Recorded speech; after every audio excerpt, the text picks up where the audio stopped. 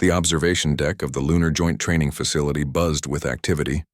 Representatives from 12 Galactic Council species filled the tiered seating, their varied body shapes requiring different accommodations. At the front, a massive screen displayed the simulation arena where 6 pilots, 3 human and 3 alien, would soon compete. Commander Tae-ho Kim stood beside Admiral Jin-suk Yoon, both keeping their expressions neutral despite their nerves. Below them, in the Simulation Control Center, technicians made final adjustments to ensure both teams would face identical challenges. The evaluation will proceed in 3 stages, announced Chief Diplomat Vex to the gathered audience. Basic proficiency, tactical engagement, and complex mission simulation. Each pilot's performance will be monitored and scored according to standard galactic defense protocols. Military Liaison Mox added, "The human team will be represented by Captains Park, Cho, and Kang. The Council team by pilots Zareth of Exuri, Nala of Velian, and Drak of Norgath." In the simulation chamber below, the 6 pilots took their positions, in advanced simulator pods. These weren't simple screens and controls, but full immersion systems that recreated the sensations of spaceflight, including G-forces and vibrations. Ji-won Park settled into his pod, connecting his neural interface as technicians sealed the hatch. Through his comm system, he could hear Hyejin and Sang-hoon breathing steadily as they prepared. "Remember what we practiced," Tae-ho's voice came through their private channel. "Fly like humans." The first simulation began. Basic proficiency tests were designed to measure navigation skills, targeting accuracy, and formation flying. The alien pilots moved with precise coordination, their ships maintaining perfect distances from each other as they navigated through a series of markers. The human pilots performed differently. While they hit all the required markers, they did so with varied approaches. Ji-won took sharper turns, Hyejin flew closer to obstacles, and Sang-hoon varied his speed more dramatically. To the alien observers, it looked less orderly, but the humans completed all tasks within the required parameters. "Not bad," admitted Military Liaison Mox as the first results appeared on screen. "The humans show adequate basic skills." Admiral Jin-suk nodded slightly. This first round wasn't where humans would shine. The Council pilots scored slightly higher on precision, while the humans showed faster response times. "These are simple exercises," Mox continued. "The next phase will better demonstrate the differences in our approaches." The second simulation activated the asteroid field engagement. This scenario placed pilots in a dense field of space rocks with enemy ships hiding among them. The goal was to eliminate the enemies while avoiding collisions. The Council pilots approached methodically, using standard search patterns and maintaining safe distances from all asteroids. Their ships moved in a coordinated sweep, slowly but surely identifying and engaging enemy vessels. The human pilots took a completely different approach. Sang-hoon immediately implemented his gravity slingshot technique, using the pull of a large asteroid to accelerate his ship to surprising speed. The sudden burst allowed him to flank an enemy position before they could react. On the observation deck, the alien representatives murmured in surprise. That maneuver exceeded recommended engine output, one observer noted. "He didn't use engines for that acceleration," Tae-ho explained. "He used the asteroid's gravity." Meanwhile, Ji-won activated his dead drift strategy. He located a cluster of enemy ships, then cut his engines completely, letting momentum carry his unpowered ship silently behind a tumbling rock. With no energy signature, he appeared as nothing more than debris on enemy sensors. The Council observers watched with growing concern as Ji-won's ship disappeared from their tracking systems.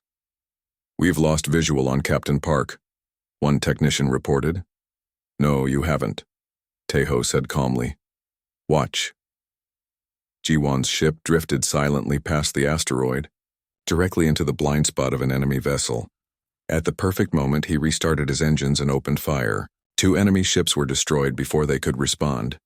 Hyejin employed a different tactic, using smaller asteroids as shields, quickly darting between them to avoid detection while closing in on her targets. Her movements seemed random and unpredictable, making her difficult to track. The scores for the second round appeared on the main screen.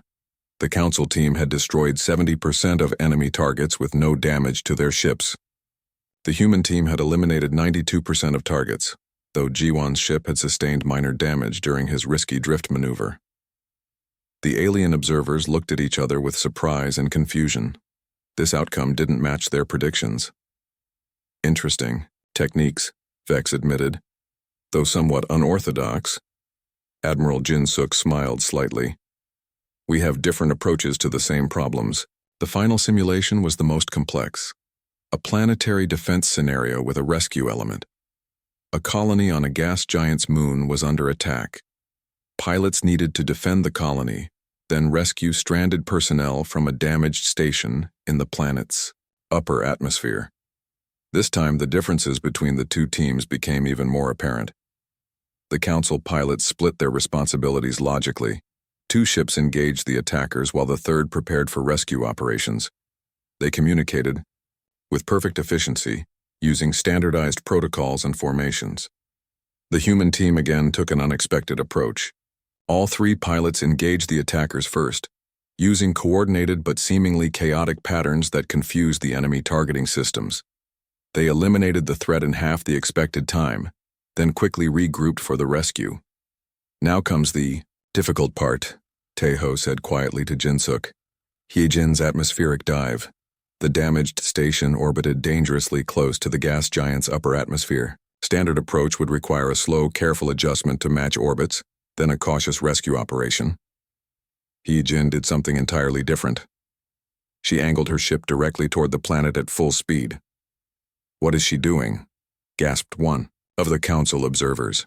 That approach will take her into the atmosphere. That's the idea, Taeho replied. On the main screen, they watched as Hyejin's ship plunged into the gas giant's upper atmosphere at an angle the aliens had calculated as certain death. Warning indicators flashed across the control room displays. The simulation computer projected a 99.7% chance of ship failure, but Hyejin had practiced this exact maneuver dozens of times. She knew precisely how deep to dive, how much atmospheric friction she needed to slow her ship, and exactly when to pull up. Her ship blazed through the atmosphere, bleeding off speed rapidly, the hull glowing red-hot but remaining intact. The room fell completely silent as she leveled out precisely, alongside the damaged station, allowing her to deploy rescue drones immediately. The maneuver had cut the rescue time in half. Meanwhile, Ji-won and Sang-hoon provided cover, using the planet's radiation belts to mask their ships from any remaining enemies. When the final simulation ended, the results appeared on the main display. Galactic Council Team, 76.4% mission success rate. Earth Team, 94.2% mission success rate. The observation deck remained silent. Dorak, who had observed the human training sessions, was reviewing the data for the 4th time. This is not possible, he insisted. These maneuvers exceed safety margins by factors that should have resulted in destruction. Admiral Jin-suk stepped forward. What you call recklessness, we call calculated risk. Human pilots have evolved to think differently. The 3 human pilots emerged from their simulation pods, tired but triumphant. They stood together, facing the observation window where dozens of alien representatives were now looking at them with new interest. Chief Diplomat. Vex turned to Taeho. It seems we have much to discuss, Commander Kim. Your pilots have demonstrated unexpected capabilities. Taeho nodded, allowing himself a small smile. We look forward to sharing our techniques with the Galactic Defense Force. As the formal evaluation concluded, Ji-won whispered to his fellow pilots. Not bad for a bunch of reckless humans. Hyejin grinned. Just wait until they see what we can do in real ships. 3 months had passed since the simulation competition at the Lunar Joint Training Facility. Commander Taeho Kim stood in the observation deck of the Galactic Defense Academy, watching a training exercise in progress. Below, a mixed class of pilots, some human, others from various council species, practiced maneuvers that would have been considered dangerously reckless just a short time ago. Still hard to believe, isn't it? Said Admiral Jin-suk Yoon, joining him at the window. Taeho nodded. I expected some recognition of our methods, but not this. After the surprising results of the simulation contest, the Galactic Council had engaged in 2 weeks of intense debate. Eventually, they reached a conclusion that surprised even the most optimistic humans. Not only would Earth pilots be accepted into joint operations, but human flight instructors would be invited to teach at the academy. In the training bay below, Lieutenant Haijin Cho guided an alien student through a modified version of her atmospheric dive technique. The student, a Velian with quick reflexes and excellent spatial awareness, was struggling with the concept of using a planet's atmosphere as a braking mechanism. "Trust your instincts more than the computer," Haijin told her student. "The computer can calculate the physics, but you need to feel the ship responding." Across the facility in a large simulation room, Ji-won Park worked with a different group on his engine-cut drift technique. Several council species had been particularly interested in this approach, seeing potential applications for stealth operations. "The key moment is the restart," Ji-won explained to his class. "Too early and you lose the element of surprise. Too late and you're vulnerable." Sang-hoon Kang had perhaps the most success sharing his gravity slingshot technique. The mathematical precision appealed to many council species, while the intuitive adjustments challenged them to think beyond rigid calculations. Chief Diplomat Vex entered the observation deck, approaching Tai-ho and Jin-suk. Relations between Earth and the Council had warmed considerably since the simulation event. "Commander Admiral," Vex greeted them, "I've been reviewing the latest training results. The integration of human techniques into our pilot program has been more successful than anticipated." "I'm glad to hear it," Jin-suk replied. "We've misjudged your species, Commander," Vex admitted. "What we saw as recklessness was actually a unique form of calculated risk assessment. Your pilots possess an intuitive understanding of spatial dynamics that many of our species lack. Humans evolved on a planet with predators and changing environments," Taeho explained. "We had to make split-second decisions to survive. That wiring is still in our brains." Dorak, who had been so skeptical during the training period, now served as the liaison between human instructors and council administrators. He joined their conversation, carrying a data tablet. "The first mixed squadron completed their evaluation yesterday," he reported. "Their performance exceeded all previous benchmarks. The combination of council precision and human adaptability has proven quite effective." Jin-suk smiled.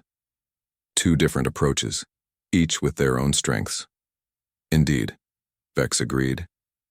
"Which is why the Council has approved the formation of permanent mixed squadrons for all defense operations moving forward." This was new information, and Taeho raised his eyebrows in surprise.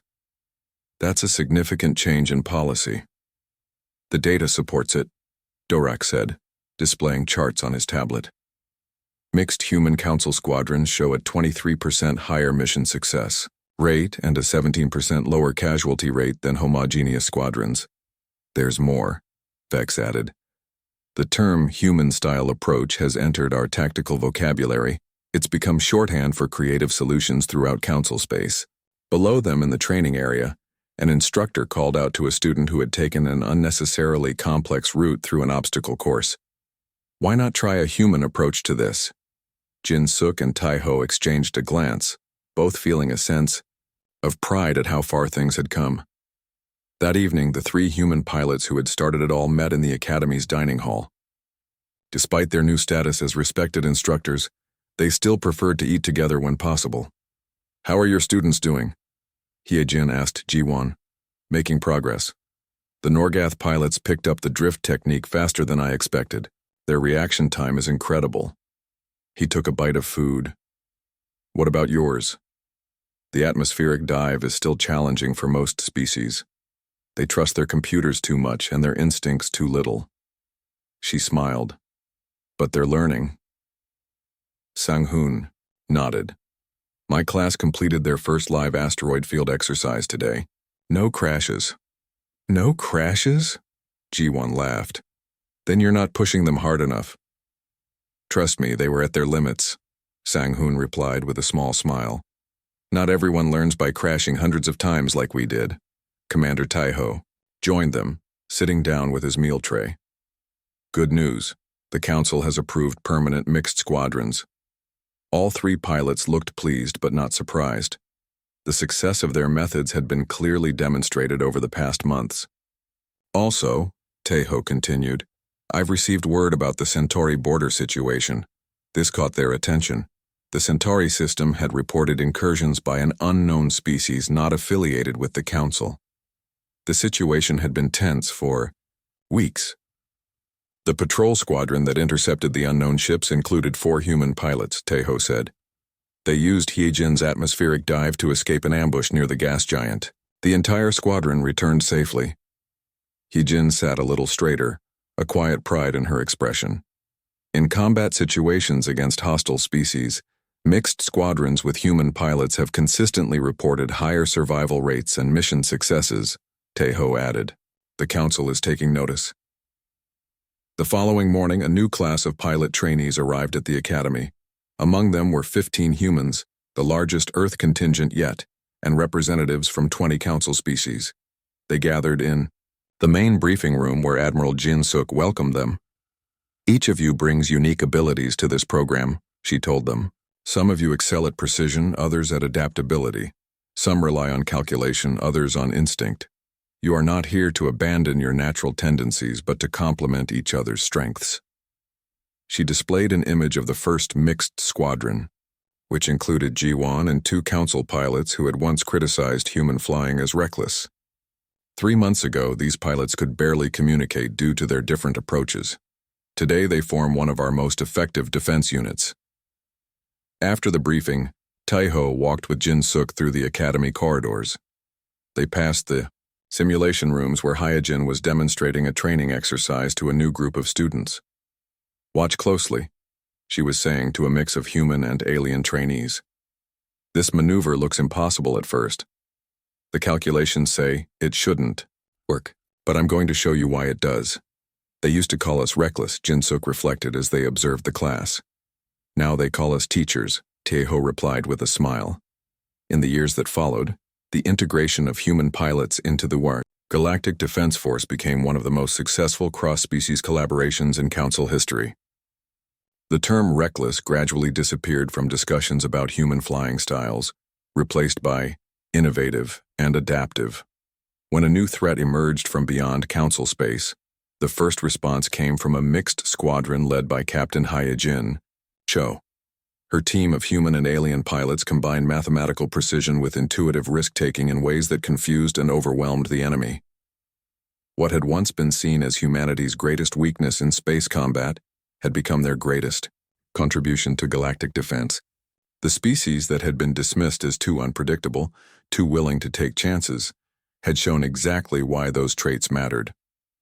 Sometimes, the Council learned, a calculated risk was exactly what was needed to ensure survival.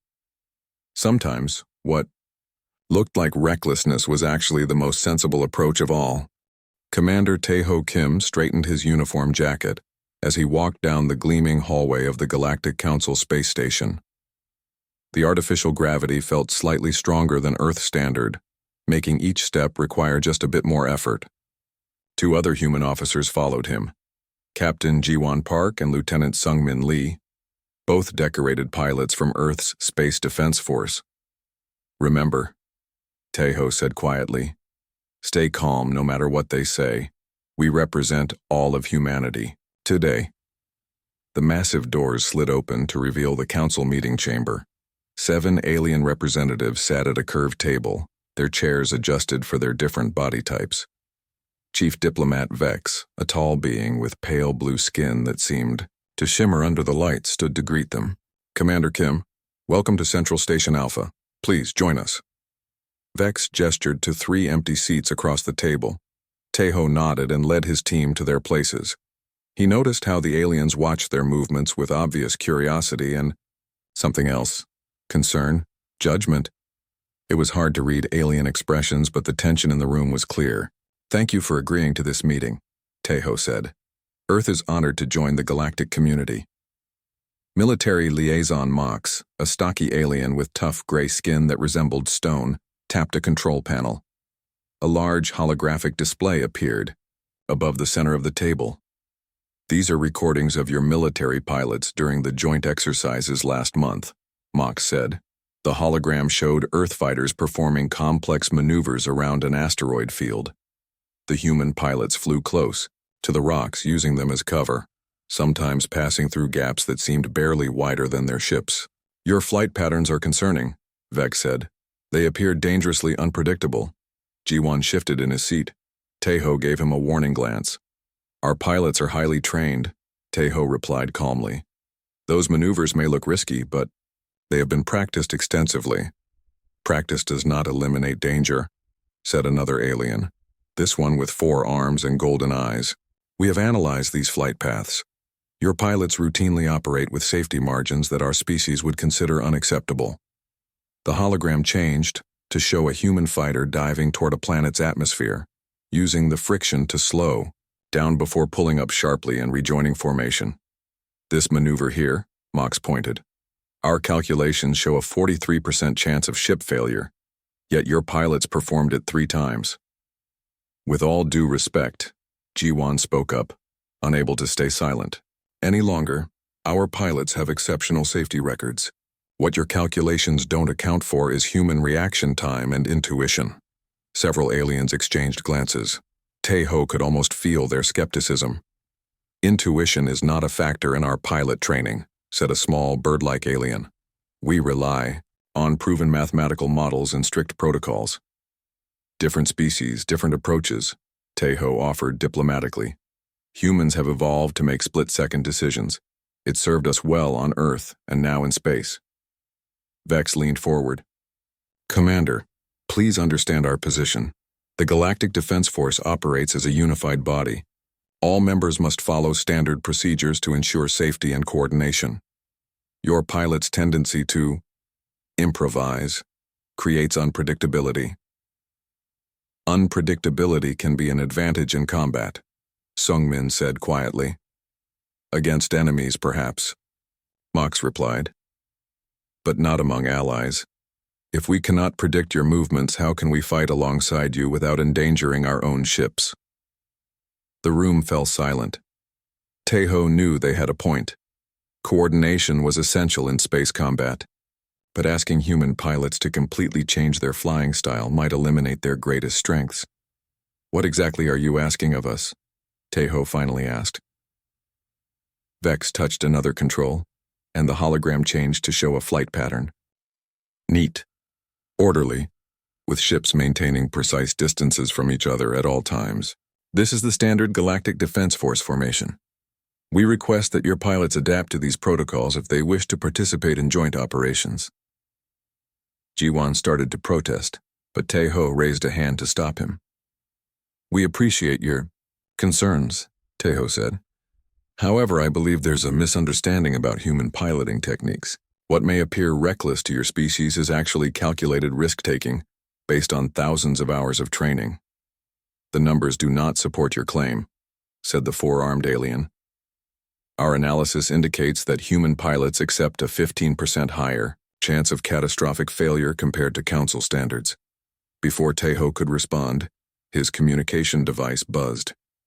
He glanced down to see a message from Admiral Jin-Suk-yoon back at Earth Command.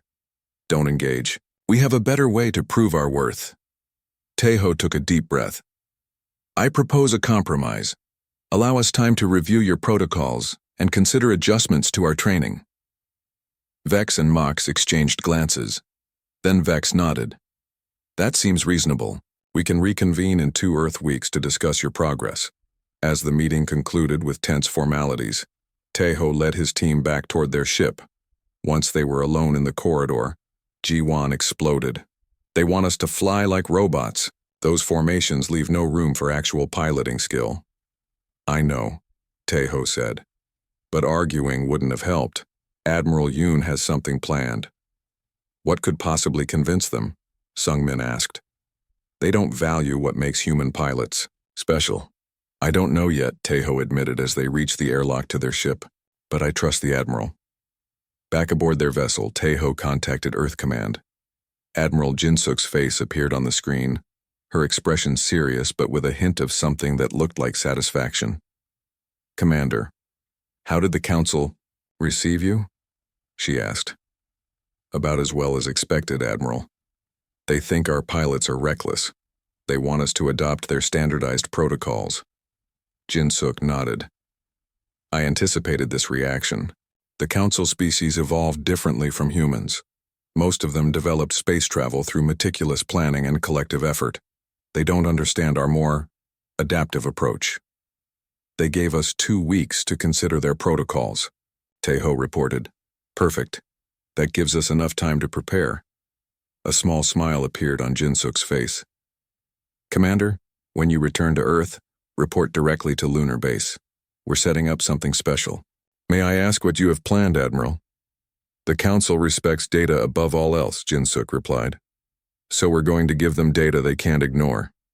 They've agreed to a formal evaluation, combat simulations that will put their best pilots against ours. Taeho raised his eyebrows. A competition? Not exactly. More like a demonstration, Jin-Suk said. They think our methods are flawed because they don't understand the human factor. These simulations will show them what our pilots can really do. As their ship broke away from the station and set course for Earth, Taeho looked out at the stars. Humanity was the newcomer in this vast galactic community, still trying to find its place. The aliens might have more advanced technology and centuries of space experience, but humans had something special too. They just needed a chance to prove it. Set course for Earth, Taeho told his pilot. It seems we have some interesting training ahead of us. Ji-won grinned. I can't wait to show those aliens what reckless humans can really do. The Lunar Joint Training Facility gleamed like a silver beacon against the gray moon surface. Built 3 years ago when humanity first joined the Galactic Council, it was designed to help humans train alongside alien species. Today it would serve a different purpose. Commander Taeho Kim stepped off the shuttle and breathed in the recycled air of the base. After 2 weeks of rushed preparations, the day had finally come. He spotted Admiral Jin-Suk Yoon waiting for him in the arrival area, her expression serious but determined. Commander, welcome back to Lunar Base, Jin-Suk said, shaking his hand firmly. Are you ready for this? As ready as we can be, Admiral, Taeho replied. Though I still have questions. About your plan? Jin-Suk nodded and began walking toward the main facility, gesturing for Taeho to follow. The Galactic Council has sent their evaluation team. They arrived yesterday. 3 military observers and 3 of their top pilots. Do we know which species? Taeho asked, matching her brisk pace. 1 Aksuri, 1 Velian, and 1 Norgath, all from species with extensive space combat experience. Taeho frowned. The Norgath were known for their incredible reflexes, almost 3 times faster than human reaction times. This would not be easy. They entered a large conference room where 2 groups sat on opposite sides. On the left, several human pilots in Earth Defense Force uniforms stood as Taeho and Jin-Suk entered. On the right, the alien delegation watched with expressions ranging from curiosity to skepticism. Admiral Yoon, said Military Liaison Mox, stepping forward. We appreciate Earth hosting this evaluation. Jin-Suk nodded professionally. The Council's concerns are important to us. This evaluation will help us all understand each other better. Chief Diplomat Vex stood beside a large, holographic display. For clarity, let me explain the process we have agreed upon. The hologram lit up, showing a series of simulation scenarios. A series of combat simulations will determine if Earth's pilots are fit for joint operations, Vex explained. 3 scenarios of increasing difficulty. First, basic space combat, maneuvers. Second, an asteroid field engagement. Third, a planetary defense and rescue mission. The human pilots exchanged glances. The alien representatives had designed these tests to favor their methodical approach to space combat. Vex continued. Each side will select 3 pilots to represent them. The evaluation begins in 7 days, allowing time for both teams to prepare, using the simulation systems. As the meeting concluded, the human pilots gathered in their assigned ready room. 20 of Earth's best pilots had been brought to the lunar base, but only 3 would represent humanity in the challenge. They're setting us up to fail, whispered Ji-won Park to Taeho. Those scenarios are designed for their style of flying, Maybe, replied Taeho. Or maybe they don't understand how humans think. Admiral Jin-suk entered the room and the pilots immediately stood at attention. At ease, she said. Commander Kim will select 3 pilots to represent Earth. The rest of you will help them prepare. Jin-suk motioned for Taeho to join her in a private corner of the room. You understand what we need to do here, she said quietly. Taeho nodded. We need to show them that our different approach has value, that human unpredictability is actually an asset. Exactly. Choose wisely, Commander. We need pilots who can think differently. After 3 days of evaluation tests, Taeho made his decision. He gathered the pilots together and announced his choices. Captain Ji-won Park, he began. Ji-won stepped forward, trying to hide his smile. Lieutenant Hye-jin Cho. A serious-faced woman with short black hair nodded sharply. And Lieutenant Sang-hoon Kang. A younger pilot with calm eyes joined the other 2. Some of the other pilots looked surprised.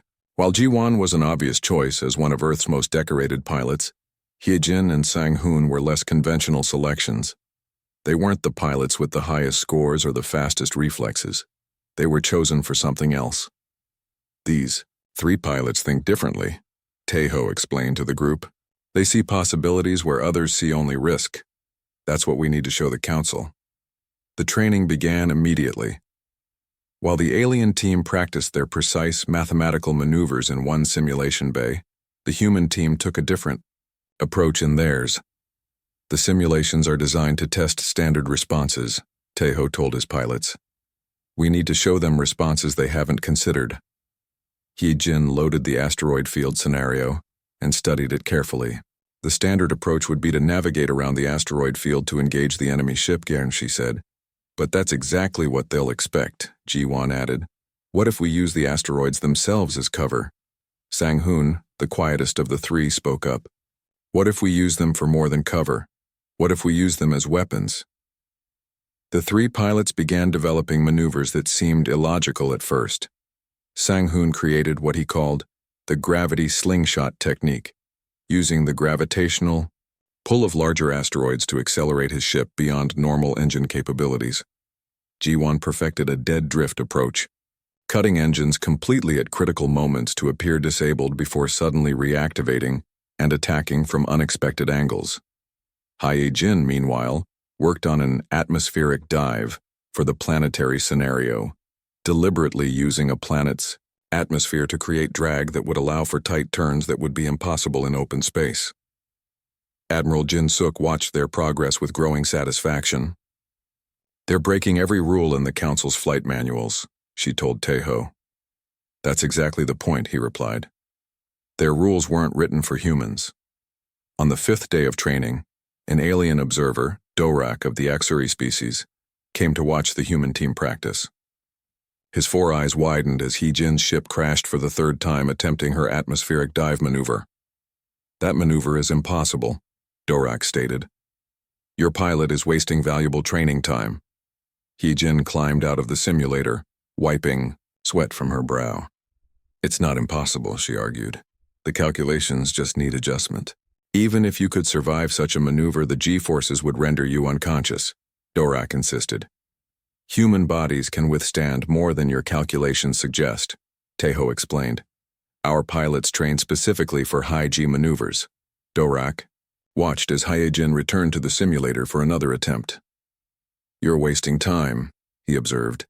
These techniques violate established combat principles. That's exactly why they might work, Taeho replied. Your enemies expect those principles. 2. By the final day of training, the human pilots had crashed in the simulations hundreds of times. But with each failure came adjustments, improvements, and eventually success. Maneuvers that had seemed impossible at first became reliable, if still, appearing reckless to outside observers. The night before the evaluation, Taeho gathered his team for a final briefing. Tomorrow isn't just about passing their test, he told them. It's about showing them a different way of thinking. Human pilots have something unique to offer the Galactic Defense Force. Tomorrow, we prove it. Ji-won nodded confidently. They called us reckless. Tomorrow they'll see what humans can really do. Heejin checked her notes one last time. Our maneuvers are ready. The calculations are sound. And even if they aren't, Sang-hoon added with a small smile, we'll improvise. That's what humans do best. As lights dimmed across the lunar base that night, both teams prepared in their own ways for the coming challenge. The alien pilots reviewed mathematical models and practiced precisely calculated maneuvers. The human pilots slept, letting their subconscious minds process the patterns and possibilities they had discovered. Tomorrow would determine if humanity's approach to space combat would be rejected as reckless or recognized as revolutionary. The simulator pod hummed as Heejin Cho adjusted her virtual flight controls. This was her 27th attempt at the atmospheric dive maneuver, and she still hadn't perfected it. The screen in front of her showed a gas giant planet with swirling storms across its surface.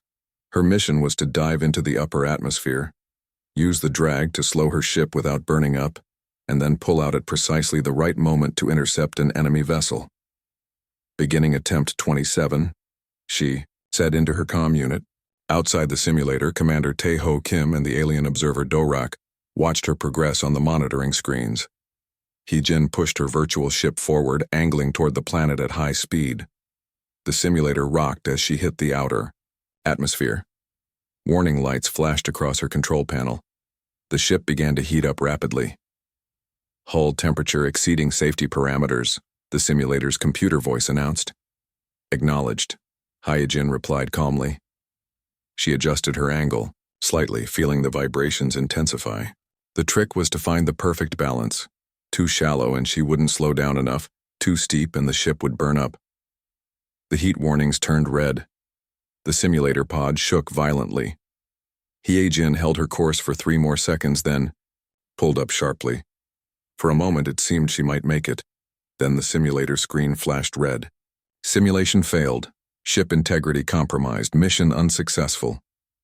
Heejin sighed and climbed out of the pod. Do-rak was shaking his head. 27 failures, the alien said. This maneuver cannot be accomplished with your technology. The physics do not allow it. The physics allow it, Heejin insisted. I just need to find the right angle and timing. Tae-ho examined the data from her attempt. You were closer that time. The hull temperature peaked at just 3% above tolerance. That 3% is the difference between life and death, Do-rak pointed out. Or the difference between our current hull materials and a slight improvement, Heejin countered. Let me try again with a modified heat shield setting.